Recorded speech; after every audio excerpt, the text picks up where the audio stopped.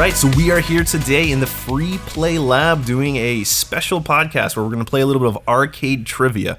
This is a bit of a beta test of a certain kind of game show format. If it works, if we have fun doing it, we might have more guests later. We might formalize some sort of prizes, all sorts of stuff. Theme song. For right now, we are. Chris will sing a theme song in the next episode, yes. And so we're going to dive right in. We're going to ask questions. We're going to follow up. We're going to kind of go through the games mentioned, that kind of stuff. Whatever's implicated, we're going to talk about it, try to have some fun. I'm going to keep score. Every question is worth 1 point. Get a question, you get a point. You buzz in by saying your name. It might be too hard, it might be too easy. That's the beauty of a beta test. And we're going to start off super, super easy, and then it's just going to be completely random. Should we introduce the contestants? Oh, good idea, Chris. Way to host. I am Chris Delp. I am very confident in this quiz, so I am guaranteeing a top 5 finish for me. I'm Josh Rylander. I'm not very confident in this quiz. And my name is Austin Smith. Also not very confident in this quiz, but again, I will go so far as to say top 5 finisher, I think. That's right. Okay, so we're going to start easy. We're going to dip our toes in, and then it's going to get impossibly hard, probably on the second question. So here we go.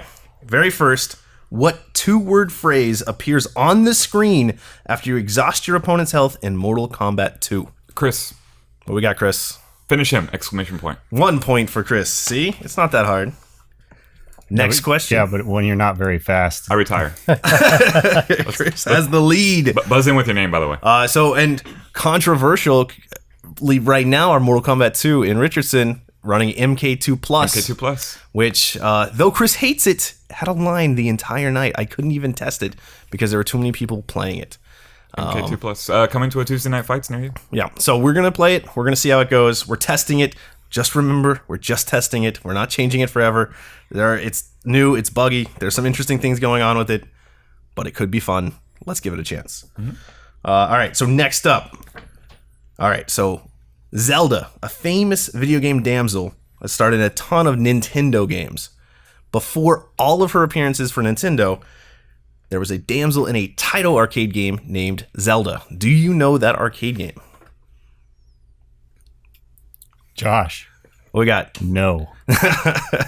The game, which has never appeared on the free play floor, so that makes it a little harder, is Zookeeper. Zeke was, of course, trying to rescue Zelda. They just went with the Z theme. So before Nintendo ever had a Zelda, Taito had a Zelda. Right. And a quick bonus question. About Zookeeper? Name the only other arcade game in the Zookeeper universe. Chris. What do we got? Space Invaders. Wrong. Oh. It's got to be a Taito game. It is actually not a video game. It is Zeke's Peak, the family-friendly ice-cold beer version. The only other time they put Zeke in there randomly as a mountain climber. I had that in my living room, too, growing up. Slightly rarer than ice-cold beer, but basically just a reskin so that they could put it. If you've watched some of our YouTube videos, you would have got that right, Chris. Okay. I've seen them from one angle or another. This one. This one should be easy. Which NBA player is famously absent from NBA Jam? Chris. What we got? Michael Jordan. You're right. Chris has the 2 easy ones. So he didn't join the NBA Players Association. You had to buy his rights separately. He had his own video games being made. Yeah, rumor has it he commissioned his own. Right. Well, and there is an NBA Jam version with him where the Bulls go from one of the better teams to just outrageously overpowered. Right. Yeah. Just like they were in the 90s. He would be broken. He would just be a 10 or 11 in all the stats to go up to 9. Is it a bonus point to name other Michael Jordan games? Was it NBA Street Volume 2? Chaos in the Windy City. Nice. That was a good one. That actually was pretty. Was that the battle one where you It's like a action platformer. Yes. Do we have a licensed Space Jam? You get like a fire basketball and an ice basketball and stuff.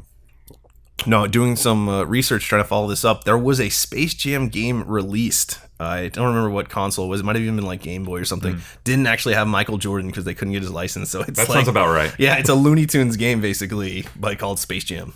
I believe there were many upset children over that. Okay. Still trying to keep it a little easy. In Pac-Man, the ghosts that you're chasing are named Inky, Pinky, Blinky, and Clyde. technically, this was changed in Miss Pac-Man. Chris. What do you got? Sue. You are correct. Sue was added. Never to be heard from again, I don't think. But Yeah, I don't recall. Maybe in the subsequent Ms. Pac-Mans, like they had the Ms. Pac-Man console. oh yeah, I 3D game. assume in the Hopefully Sue made it there. in the ports and all the different versions. Yeah, I assume so. I don't know. My for sure. Metro Melee partner, Sue, would be angry if I didn't get that one right. Okay. Name the famous gameplay change between Asteroids and Asteroids Deluxe. Austin. Shield. That is correct. They added a shield. Some people prefer Deluxe. Some people say Deluxe sucks. I don't know. I like the pure original Asteroids. There's something really special about playing that black and white. I just love the vector. Yeah, that vector is gorgeous. It just works perfectly, and especially when it's and the sounds working too. yeah. Like everything is just so The bass with the little incredibly, high-pitched perfectly iconic. Awesome. Okay. Famously featured in Soylent Green. This is the first coin-op arcade game ever. Josh. What do we got? Computer Space. Correct. Computer Space is a terrible, terrible game, but it was the first coin-op game of all time, and it looks gorgeous because they actually, what is it? It's molded out of the fiberglass, so like the same stuff that you're making cars out of. So whenever you look at like a repair thing on a Computer Space, it's all these people going to like auto parts houses and talking to auto mechanic or repair guys that can reform and everything, bondo it, and it's a beautiful, beautiful cabinet. What year does that movie take place? Have we reached that year yet? I assume so. The video games were a little better, I think, in the actual year, and less people eating, I assume. Does Computer Space play like Space War? A lot, yeah. It's pretty similar. But without 2-player. Right, exactly. Okay. This is the least popular game at Free Play Richardson. I'm not asking for that. It's Venture. What is the name of the protagonist in Venture?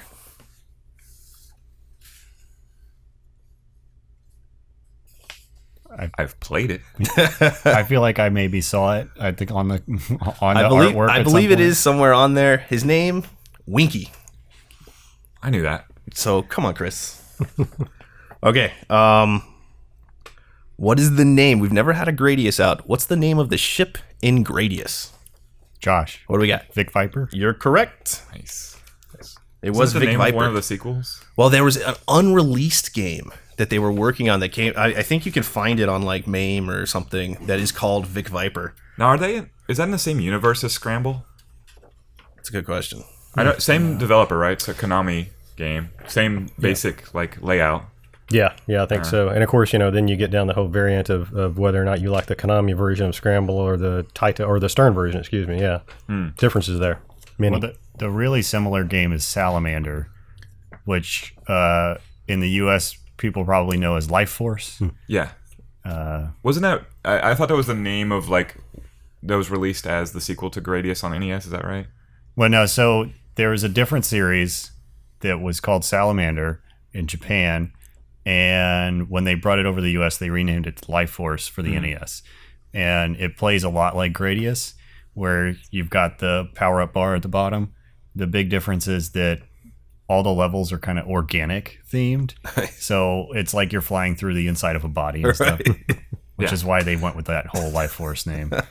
Yeah, the whole game from the inside of the Easter Island head. That is gross. All right, so this game was programmed purely based on the programmer's memory of Neil Armstrong's landing on the moon. Chris, What do we got? Lunar Lander. Correct. It's actually a famous story where he tells he was like trying to figure out his best memories of all time, and he remembered, him stepping out onto the moon, and he wanted to make an arcade game that captured that, and he made Lunar Lander, which is an all-time great game. It's a really, really cool game. I forgot that part where he was dodging asteroids. Right. I'm glad he made it alive. I mean, I knew it was a dangerous mission, but holy cow, it got extra dangerous. All right, so to update the scores, the high-stakes battle, we've got Chris leading the way with 4, Josh following close with 2, Austin holding up the rear with 1. The questions will get probably harder. I don't know. It's hard because trivia is weird, right? Because trivia, it's you either know it or you don't. Sometimes it's a question that I think is going to be really, really hard is going to be really easy. Kind of wavering on my top 5 guarantee. I don't know. I'm going to work on it, though. All right. This is a famous story. I hope you all know it.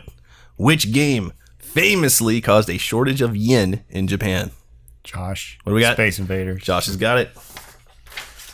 And there's some really cool photos if you go on the internet and you just search for the old game halls where they have like 50 or 60 Space Invaders cocktails all in a line. Yeah, it's amazing. And they're all like full. Everyone's just playing Space Invaders. Like the rooftop of every building is just nothing but Space Invaders. Right. And then they just threw them all in They the call them garbage. invader houses at that point or something like that. No, probably. Well, because they didn't have a term for arcades. Right.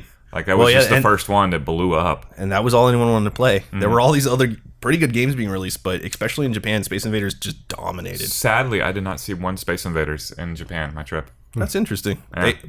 Japan is famous for just throwing their arcade games But yeah, away, they don't too. have space. That was the thing. just- There was a lot of like jealousy of free play and our setup because we have the space to have all Right. these retro games out. If a game isn't, if a game is as popular as you described Venture being, Right. it would be gone. It would be sold to a random collector in the Richardson, Texas area, and then voila, we would have it again. All right, so this is a tough one. This is a tough question. We've previously talked on our videos, on our podcast about Mike Hawley from Atari. He's one of the most famous arcade programmers ever, and he did Gravatar. And we did a Gravatar episode trying to get people to play it. It didn't really work. But we were really passionate about it. Which game, I'm going to list some games, that he was not involved in? Either programmer, designer, or whatever. One of these games he was not involved in. Gravatar, you already know. Star Wars, Stun Runner, Marble Madness, or Area 51. I mean, I'm gonna guess Chris. Star All right. Wars. Wrong. He was famous. That was his biggest game. Killing me. Josh, I'm going to say Marble Madness. That's correct. Nice. He was actually the designer of Marble Madness 2, a weird sequel that I don't even know if, I assume it got released, but he had nothing to do with the original Marble Madness. See a little misdirection on the question. I felt like, That's why I didn't go with Area 51, by the way. yeah, I felt like Area 51 was Too trying obvious. to trick you. Too obvious. Right. And he was also, he did played, I'm pretty sure he actually did the programming for Stun Runner too. Lots of, his game list There's a is pretty Stun Runner impressive. too. Ooh. Well, no, I mean, I think there might be a Stun Runner too. Is it like full like? a full motion gap? Yeah. Radmobile tilt. Okay. Another famous old arcade like lore. Which Atari game was allegedly programmed? They made a special version for use by the U.S. military.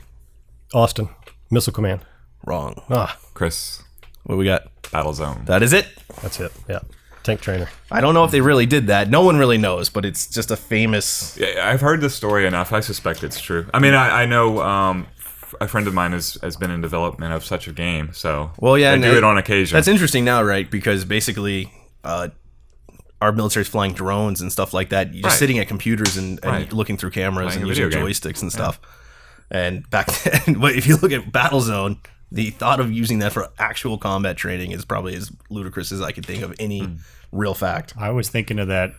What's that gun game that we see at auction? America's Army or America's something. Army, yeah, yeah. I think that was like a recruitment tool that Right. that was. It's one of those commissioned games by- where I think, the Army helped pay for it. Yeah, it's that's weird. I mean, I guess the Army's got to do what they got to do. All right, this is a game. Free to play Fort Hood. All army simulators. That's what we're gonna do. Excellent. It'll just be Area 51. It's nothing but the Area whole 51. way through. Prepare them for the alien Documentary invasion. Area 51. So, this is a total side note. Did anyone else, when they were playing Area 51 way back when, make a connection between that and Independence Day, the movie? Like, in my head, I always, envisioned that they were somehow, being released to capitalize on each other. I don't know if that's true or not, but the They timing are was... very, very similar themes. I never made the connection, but then again, I was just too obsessed with grabbing both the guns and playing Predator style. There were a lot of zombies in Independence Day. I thought that was really weird. Yes, that's true. Okay. This is either a gimme or it's going to just be stumped. Which company made Star Castle? An arcade game that we haven't featured yet. But it's a cool game. Chris. Atari. Nope. Anyone? Austin, I'll try with Taito. Nope. I know I'm supposed to know this, but It's a Cinematronics game. right. And a hardcore Cinematronics game. One of their, and Cinematronics has made and released and ported all sorts of weird stuff throughout, with some of their own stuff, some their not stuff. But Star Castle was their for hardcore game. Great game too. Question to myself for later: will I have heard of any Cinematronics games if I look them up? They did Dragon's Lair, right? Oh, Yeah. I've heard of that one. They also did the baseball game that we have in Arlington, I believe. Double play. Yeah, I think so.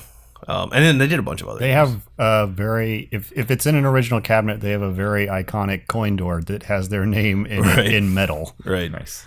But yeah, they did a lot of weird Laserdisc stuff in the mid '80s. They did a lot of really cool early late '70s things like Star Castle.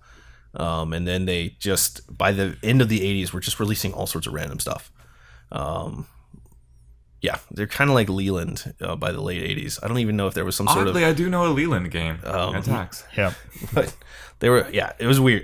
They might have even like merged. I don't know if that's true or were releasing each other's games just religiously. Okay, so which arcade classic do you fight the Elabian Space Guppies? Which was one, here's a hint, that's one arcade company throwing shade at another arcade company. Austin. What do we got? Stargate. You're correct. Nice. So that was Stargate is a Williams release. It's the sequel to Defender. And it's Bally backwards is Elabian or Elabi or Elab would have been. And then they were the Space Guppies, kind of implying that they were kind of small fish. So have I got a buffer for the super hard questions yet? What's our score? All right, update the score. We've got Chris at 5, Josh at 4, Austin at 2.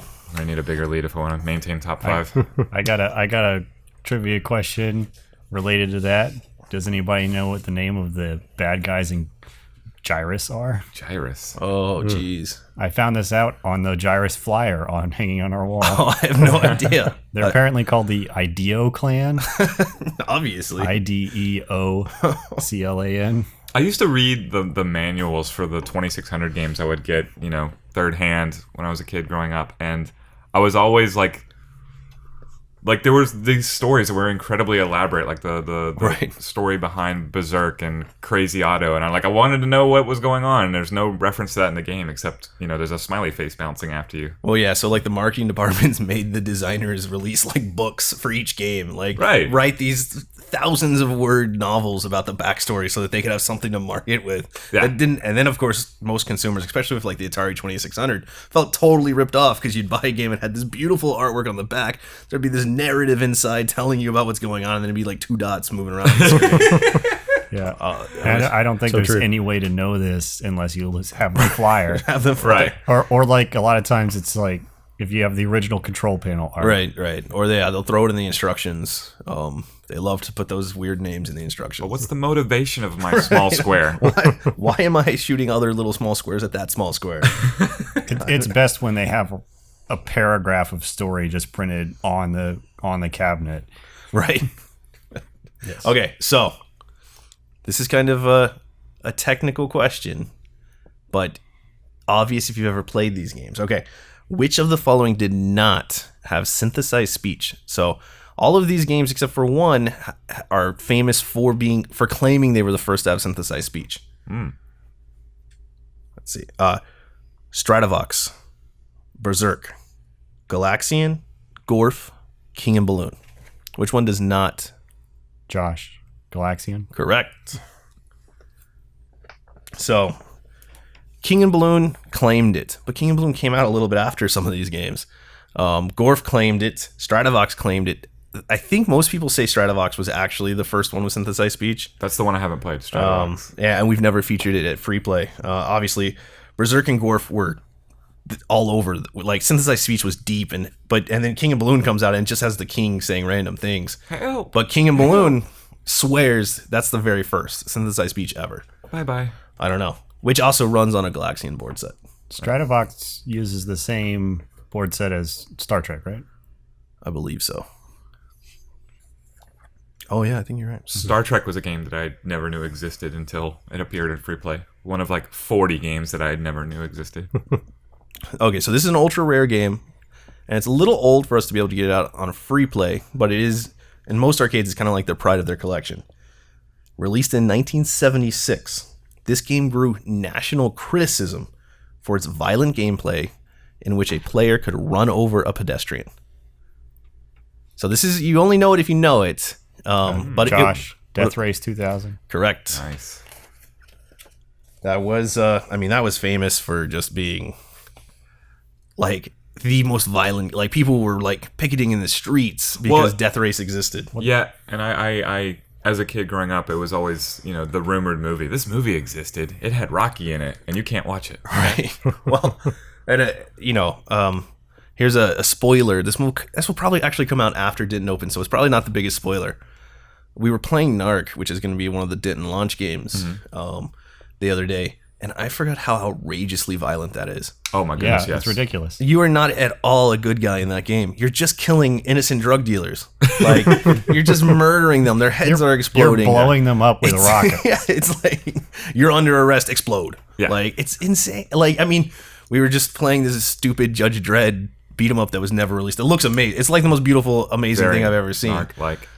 But yeah, and it had some good violence. But then I was just thinking how insane Narc was, and just Precursor to Mortal Kombat, Midway. well, and same style. I think animation. I think that's how they got away with it though with Narc, right? Because you were shooting drug dealers, and the war on drugs was so insane at that point that they didn't even care that you were just walking around seeing gore everywhere, blood and guts flying, heads just popping off of because they were always drug dealers. And those Midway games from the early 90s and late 80s, that one was the late 80s one, they were very heavily influenced by the action, the Sylvester Stallone movies that were happening in that time. That's Cobra and Death Race 2000 for that matter, in the 70s. I think Narc was technically Williams just before Midway bought them. Just as a little side note. Oh, okay. Well, I mean, then all the Williams guys became the Midway guys because Midway, or one way or another, they became Midway. Well, and the crazy thing is that Narc was ostensibly endorsed by the government. Right. Say no to drugs. Well, and then Mortal Kombat 2 comes out, and despite having this game like 5 years before, where you're just blowing people up with guts everywhere, Mortal Kombat 2 leads to the allegedly leads to the rating. They were probably already coming up with the rating system before Mortal Kombat 2 came out, but national outrage, I guess, moved it along a little faster. It was a combination of Mortal Kombat 2 and Night Trap. Yeah, Night Trap, really. Man. A game only notable because of the controversy. Well, yeah, it's terrible. Yeah. But everyone, if you have the opportunity to play it one way or another, you're going to play it just to see. Yeah, I've seen it played. That's about as far as I've gone with Night Trap. Okay.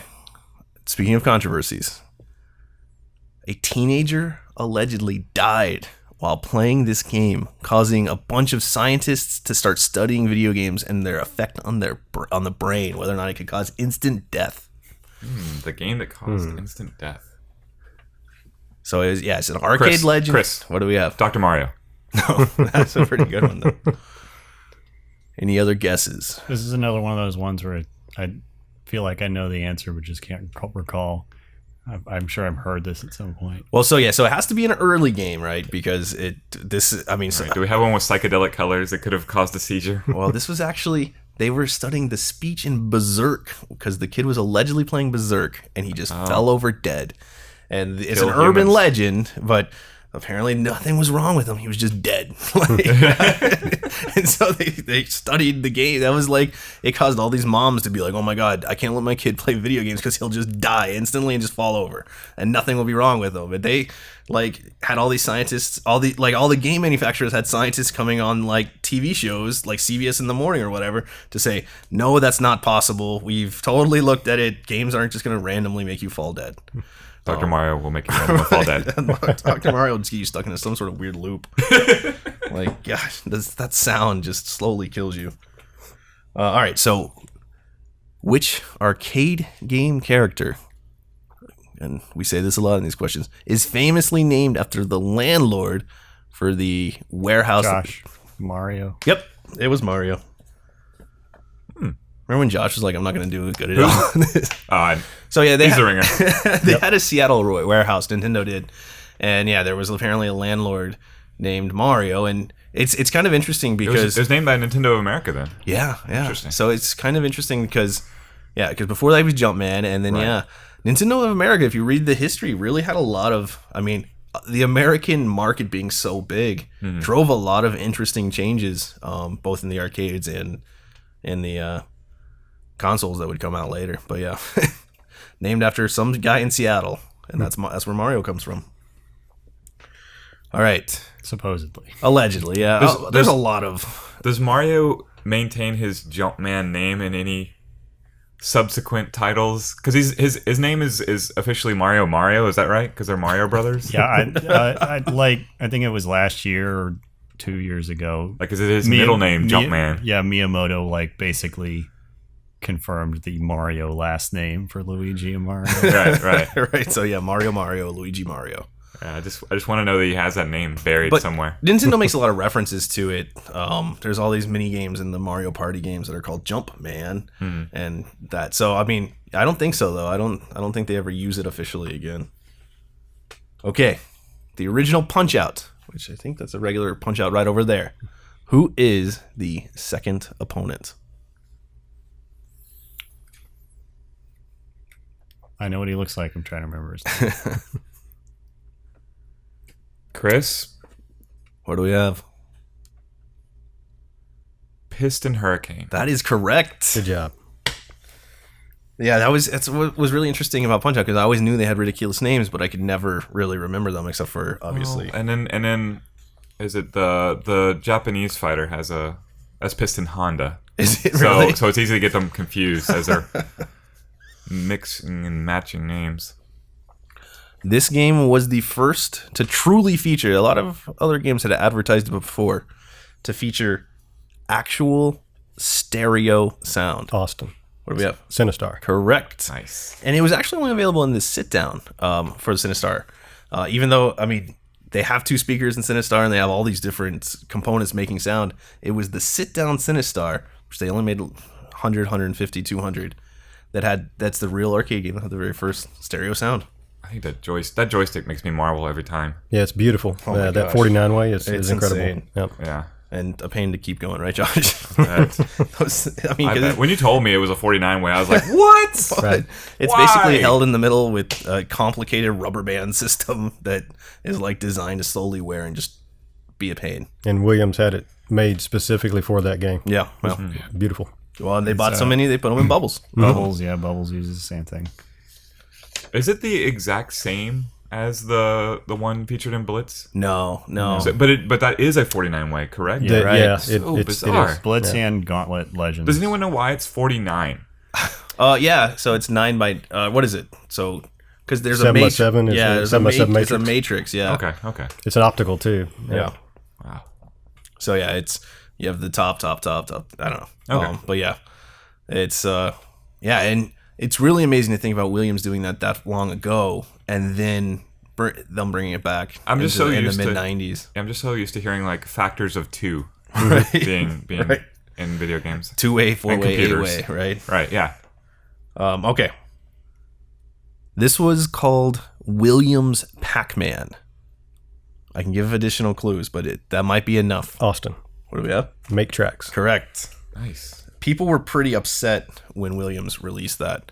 Because Violence against cats. because it was like it was just total copycat. Yep. And I mean, maze games, that's clearly a genre from the time. Yeah, it is. I don't think they actually wrote that game. I think they licensed it from someone else. Was if I'm it? not mistaken. Yeah, that's probably 'cause true. It's the most non-Williams That's- games I think they ever right. released. That's a bonus question I have for you. Do you know what Make Tracks originally was in Japan? I have no idea. It's a game called Crush Roller. Crush Roller. That's right. I've played it. I played it as Crush Roller. I sure have. And it was not a paintbrush. It was like a steamroller. Nice. So that game genre, the maze game genre, I talked to the creator of Q*bert. Warren Davis, I believe is his name. And I asked him if he felt like he created the puzzle game genre with that game. And he said, no, in my opinion, that's a maze game. The exits from the sides in Pac-Man are represented by the platforms that take you up to the top. And other than that, he just considers it a maze game. And he also only made 4 stages because he thought by that time it was impossible to solve. Meanwhile, we can marathon it for 90 straight hours. Right. Well, and it's interesting though because Williams got just totally assaulted because Williams was known as the unique, interesting game house. I mean, and obviously most of their stuff was made by closely associated companies, not really actually Williams in-house. But they were releasing and just people totally went after them for releasing that. And yeah, but there's a lot of maze games, right? But like they all try to do a twist. Like, I mean, like we were talking about Pingo earlier. That's a maze game, and it feels at the very beginning of the level so much like Pac-Man, but by the end of the level, not at all, right? Mm-hmm. So it's just kind of an interesting. Let's see Mr. Do, the Dig Dug style. That's maybe its own little version of the maze. Yeah, I always think of Lolo when I think of Pingu. Right. Yeah, just pushing blocks around. All right, let's see here. Whoops. Oh, Burger Time. Burger Time's a maze game for sure. Right, for sure. Right. Yep. Oh. Okay, so we're going to check in on the score right now. Josh is taking the lead. He's at 8. Nice. We got Chris at 6, Austin at 4, I believe. I could be wrong. We can see. Still top 5, I hope. We can have people checking this later on the podcast. Okay. Continuing through the questions. We're about to get a little deep into the Williams Atari. This is where Austin makes his move. Rivalry. But first, which arcade game had the bad guy, the total overall super bad guy in the game? He was named Mr. Big. Chris. What do we have? Narc. You're right. Yeah, we talked a lot about Narc. I forgot this question was coming up. That was featured in Teenage Mutant Ninja Turtles, so I obsessively. Oh, in the movie Teenage Mutant Ninja Turtles, they're playing Narc. Yeah. So I obsessively in the like foot recruitment center where the kids are smoking and riding on skateboards. Yeah, they have random cool arcade games, random pinball. Right. I think there's a pool table. And I went over that like the Zapruder film and did they have like a skate park in there? I can't remember.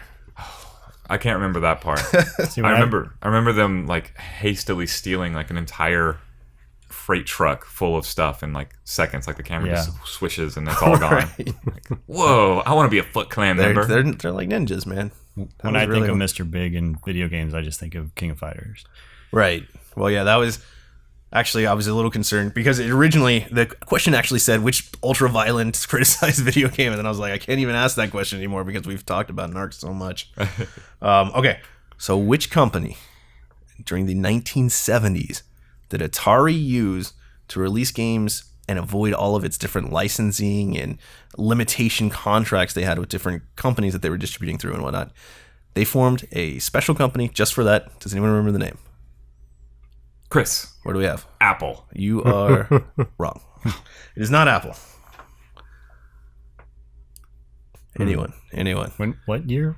This was, I think, in 76. At least 76 was the big year for this company. It might have been formed in 75. But yeah, so Atari was making games and they were starting to be successful. And they had signed all these different exclusivity agreements with distributors and stuff. And they said, that's dumb. Why did we sign those? Let's start a whole nother company to release games through that were just Apple or Chris. Come on, why did you do that? That were just Atari games through another channel and make extra money. And it's named after the founder, or Nolan Bushnell, the controversial founder, since there were a number of founders and now I'm totally spacing on which one just passed away. I don't remember. And that's really an extra shame because no one gives him any credit, and he just passed away, and now I can't even remember his name. Like you said, there's so many founders. I actually participated in one of a quiz like this and at GameWorks Grapevine, a defunct arcade here in the area, and they were like, who is the creator of the Atari? And instantly in my head I was like, Nolan Bushnell, and then they're like, it's multiple choice. None of those were the multiple choice. I'm like, all right, well, I guess I lost. Oh yeah, So it was Key Games, and Key Games had its big hit Tank. Atari had Program Tank and couldn't release it because they'd already maxed out all their usage and what different exclusivity agreements. So they formed Key Games. Nolan Bushnell's. It was a. Jeez, I thought I had the name here. Did they rename that Chuck E. Cheese? His friend was named like Keegan or something, and so they made Key Games. Never really got in trouble for it. Never really got sued. Never really got. And I mean, you can only imagine if that happened today. because that was the Corey's already filing papers now. right, we're suing just for fun so long ago because we own a tank. We own a tank 2. We own a bunch of different tank versions. They might not ever make it out given the difficulty of trying to get something like that on free play. But yeah, that was Atari's grand plan to make extra money, and it worked. It reminds me of the NES days where Nintendo used to restrict the number of releases that a company could actually put out for the NES per year. So companies would just make up other Right. publishers and have them put out the game so that they could put out more games. Is that Tengen?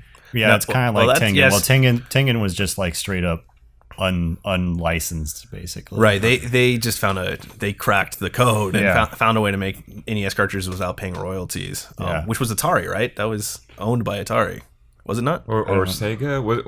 I don't remember. Well, one of the Tengen games was Tetris is the one that I Gauntlet, remember. right? Or Gauntlet was released as an unlicensed version. At Yeah, one I point. believe that was Atari. Whatever. So Atari was going through a bunch of different upheavals. That would make sense because that Tetris version that Tengen released was The Atari Tetris from the arcade. Yeah, and it was very colorful. I remember liking it because of that. So yeah, I think so. I don't know that for sure, but I believe that's true, and that's also why Stephen King had the whatever Bachman books or whatever, same exact concept, and he just wanted to keep. He was so prolific, he was writing too many books to release. So I mean, it was a standard thing that existed that doesn't at all exist anymore. I don't think very many companies are using those kinds of restrictions. Okay, so that was about. I think that was actually like 1973, 1974. They really Key Games just was reabsorbed by Atari in like 78. But in the interim, Atari was sold in 1976. At least the controlling shares of Atari was sold in 76, and no one ever talks about it. Does anyone know the company that bought Atari in 1976? Chris, Who did? Chuck E. Cheese. It was not Chuck E. Cheese. Though the next question does involve Chuck E. Cheese, so your time is coming. Yes. Does anyone know who bought Atari in 76? 76. And at the time, it looked like a genius move until about 1984. Guess Apple. I can give you all a hint. It's not Apple. Despite Atari and Apple's history, they're When we get to the breakout question series, Right. I'm going to get this one right. absolutely. All right. So it was Warner Communications. What would eventually come Time Warner. They bought it, and for about 3 or 4 years, the majority of Warner Communications profits were coming from Atari. And it made some people at Warner Communications look like absolute geniuses. And then, yeah, the 1984 crash happened, and I think Warner Communications desperately sold Atari in like 84, 85 to the guy who had originally done Commodore. And basically, it just kind of got kicked around for a long time. And now they're doing a Kickstarter or something for their new console? Yeah, that Atari's VSC or something like that, VCS. Yeah, it's, That name has changed hands so many times. well, and this was supposed to be their like real throwback, and I think I saw they had $4 or $5 million in sales so far for it, which isn't really a lot when you think about a game console. But at the It same does time, look like it at least pays homage to the classic Atari roots. You know, Yep. I'm looking at War Final Assault, which just has the logo on it, and that's the only thing that makes it look in any way like a. I believe you're talking about the Atari classic product. Atari game War Final Assault, Which everyone I remembers, actually, everyone I actually loves. played a ton of that game. I loved Oh it quite yeah, a bit. but we are trying to get 4 so we can link them all together. I understand. Which that's when it's most Because playable. apparently single player is just the worst. Mm-hmm. It might be the worst game ever. It was not designed for $1 or $1 or whatever it cost when that came out. But War does sound like it would have been like a 1970s Atari game. It's that final, Right, you're right. Atari It's got the War. naming, the nomenclature for a classic Atari game. Okay, going off of Atari now. Which famous Defender designer now heads the worst arcade Austin. company? Unfortunately, it's Eugene Jarvis, and It is. I hate what he's done with Raw Thrills, right? Yeah, it is Raw Thrill. Yeah, unfortunately, I think he's made every game 9 foot 6 inches tall and completely unplayable for anyone who really is endearing to those old ones. Well, yeah, Raw Thrills, they came up with one engine like 10 years ago, and so they've released every single game basically on the same engine with minor tweaks. And so if you ever go to a place with like a friend of free play Nickel-Rama, which is a kiddie arcade that runs on nickels. They have all of these new releases, but if you see them side by side, it's just the same game reskinned over and over and over. They did also just release Turtles, which I've played. It's not good. It's not even like it's terrible. It's just not better than the TMNT arcade. And so then you just have to ask, what's the point other than trying to make money? And that's it. That's it. They made that game just to make money. And I don't know if you've seen like the respins of what they did with Galaga. Oh yeah, and some of the other games that are just ticket redemption now. Yeah. It's sad. I had a little bit of fun for about 2 seconds playing Space Invader Frenzy or whatever it's called. Except every time I see it, it's like 2 feet away from the screen, and so you're just. But yeah, that got really dull really fast, which is weird because Space Invaders can get really dull really fast. The original game, and somehow they captured that part and took all the soul away from it. Really tough. That is Rothfuel's specialty, I think. But speaking of Eugene Jarvis, what was the name of his company that made all of those famous Williams games? Austin. What do we got? WizKids. Oh, it's close. Oh, I don't know it. Anyone want to guess? That was really close. Wiz Children. Focusing on the wrong word. All right, it was VidKids. VidKids. So the follow-up question: what games did VidKids? What were the VidKids games they made? Austin, 4 total games. Yeah, so Robotron is probably the best known that he partnered with DeMar with, and you're looking for all 4 of them. So it's got to be that same. I'm looking for 2 of them actually, Okay. according to this sheet. Bubbles would be another one. It was not. Bubbles was the same developers, but it was not an official VidKids game. Oh, okay. I think I know some of the other names for sure. Stargate was Right. VidKids. That one's pretty easy. And then I don't know what the was and Defender, Smash TV. Defender, Alien Stargate, Armageddon. Hold on, whatever. I don't know where. There's the sheet. The start. And then so the last one is one that's not nearly as popular. It's collected though. Blaster. Williams Blaster was it's not at all on the same level as those others. Austin, you ever play that one? Never played that one. No. Okay, now here we go. We're looking for 2. Name 2 other games by Eugene Jarvis that are not Rothfuel's games or the games that we've mentioned that through the VidKids. Chris. Maximum Carnage, Smash TV. Close. Got one of them. You did get one of them. So I'll Austin. I'll go with Joust, since we didn't mention that one, and Sinistar. Joust was not a Eugene Jarvis game. Joust was Williams. It was Williams, Yeah. but it just wasn't one of the Jarvis ones. John Newcomer. He did that one, right? I think so. Yeah. And you actually were so close. You just the name of the Carnage game wasn't quite right. Is that Maximum Carnage? Total Carnage. Total Carnage. It is Total Carnage. He also did Narc, Yeah. which somehow has popped up a million. Did he do Hit the Ice? He did not. He was working for Williams at the time, but he also did every cruising game. Yeah. That was kind of Boy, you can see well, Smash TV the is career amazing. trajectory right there. Yeah, and so it's you can tell. Well, imagine being him though. Like you're making these really good feels games. like the link between Rothfuel's games I and know. those classic and then Midway games. Cruising is the one. He probably made more money off the Cruising series sure he than did. any because he was. Yeah.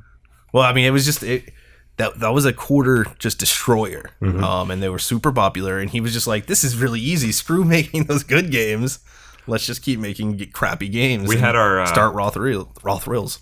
we had our scavenger hunt last year, and Austin, I believe you got you finished high for sure in the scavenger hunt. But one of the categories we had was find Sal DeVita in a game, and initially people were angry at me because Mortal Kombat 3 was not on the floor, and they had assumed that that was Sal DeVita and his only appearance. Meanwhile, he's in the credits of nearly every Midway game. But towards the end of that, someone submitted a picture, and I think they got it right, of Sal DeVita shirtless in Cruisin', just random background guy going like this. But Maximum Carnage is that game where you play as Carnage on the Super Nintendo. You're right. Yes. Spider-Man spinoff. What was the first Raw Thrills game? Was it Project Terror? Target Terror, yeah, Target it Terror, was, yeah. and that was actually a hit. And they thought, and Target Terror is, I mean, not fair, a Roth good. Roses had many hits. That's true. Yeah. But yeah, it was not a good game, but it wasn't terrible. Like for the style of game, it felt like it was because it wasn't taking itself very seriously. It was kind of goofy, and they were all Target games were the rage, and they have a certain merit to them.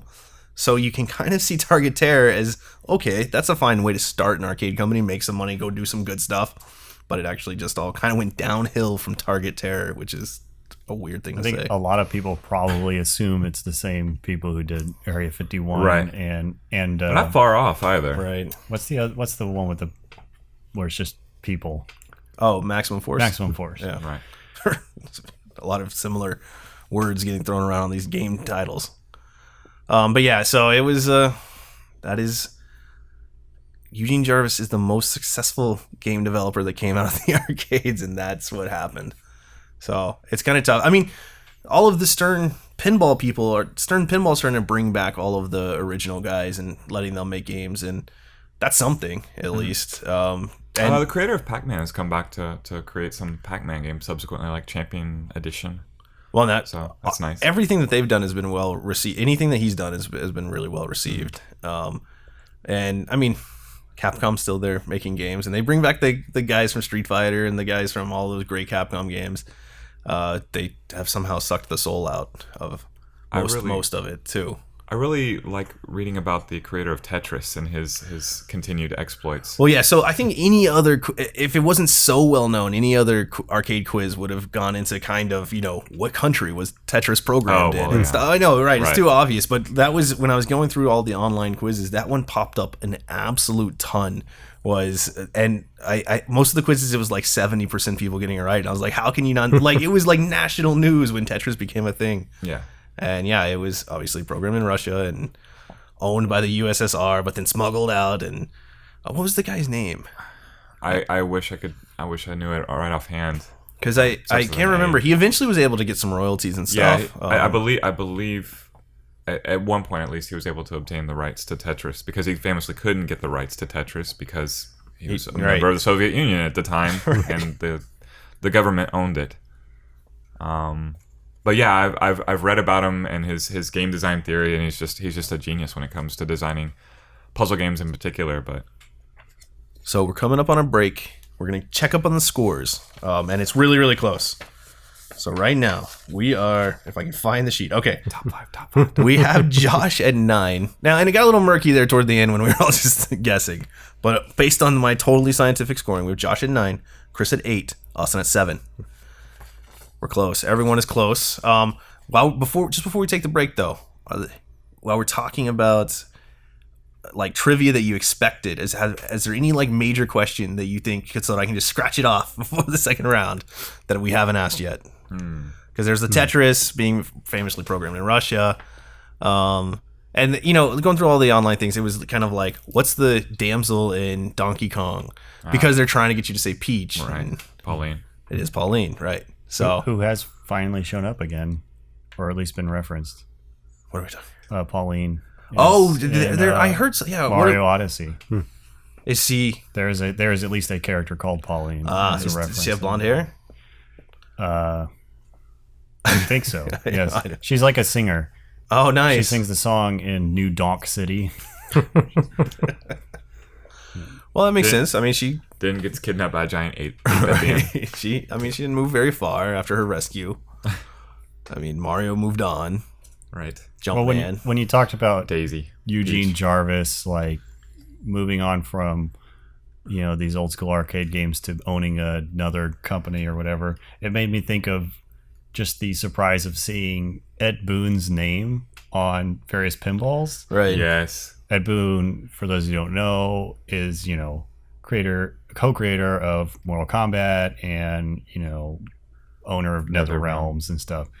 But he used to program like pinball games. Right.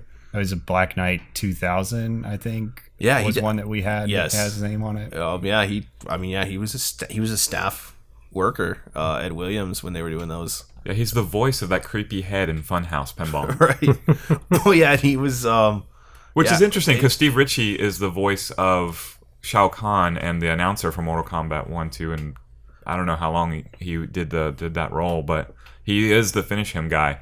That's Steve Ritchie, Right. pinball designer, and then Ed Boon voices Funhouse head. Well, yeah, if you think about it, it's really interesting to see because I guess Williams technically bought Midway, but at the time they were both these brutally struggling companies, and they used the Midway name on their arcades going forward.